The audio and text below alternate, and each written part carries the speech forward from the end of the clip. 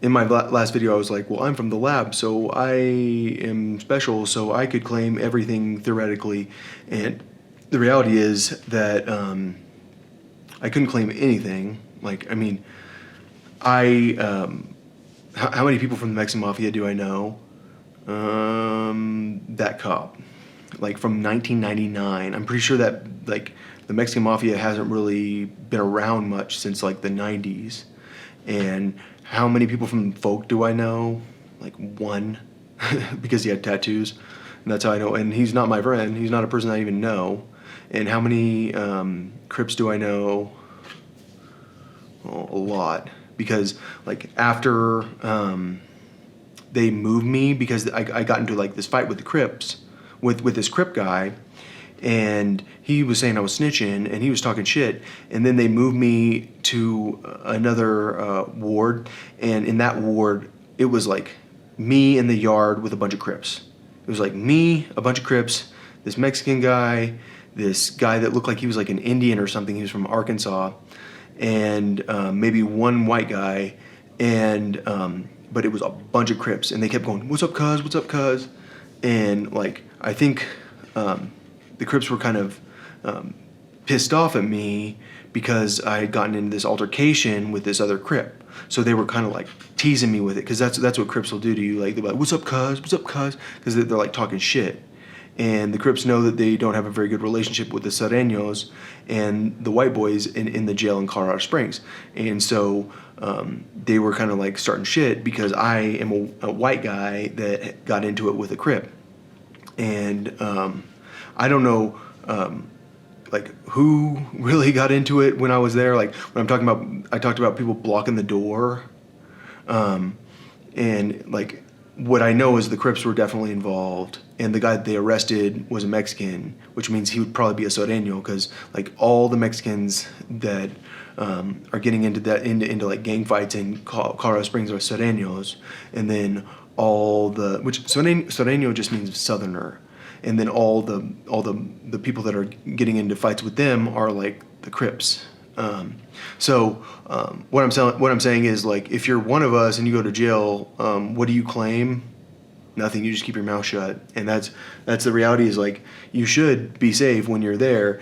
And I talked about, like in a previous video, I'm WPP. I'm let's start a new group called the White People Protectors, and it doesn't matter if you're a gang member. You're just a white person that says that if someone starts swinging on a random person that's keeping their mouth shut, then just kick them in the nuts. Like help them out. Like stop this person from swinging on them, because it seems like there are a bunch of Crips that are running around acting like bullies in our jail, and I don't like it.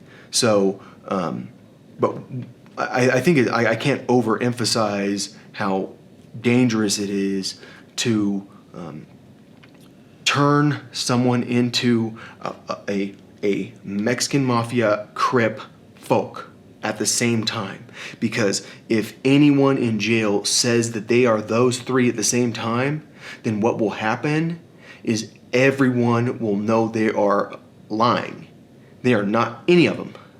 So, I really don't think people understand, like, if you're from Colorado Springs and you're a strong supporter of the police, you don't know. Like, my parents are very Republican. They are, like my dad, like when I say my dad's in drug and alcohol education, he is a drug and alcohol education expert. He's a teacher. He teaches kids how to get off drugs.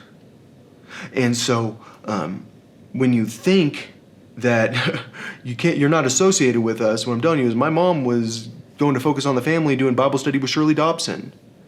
So you could be a person that's associated with someone like me very easily, and therefore your children get targeted, and the next thing you know, your kid thinks he's a Mexican Mafia Crip folk at the same time, and then he goes to jail because they get your kid addicted to drugs, and the next thing you know, your kid gets the shit kicked out of him.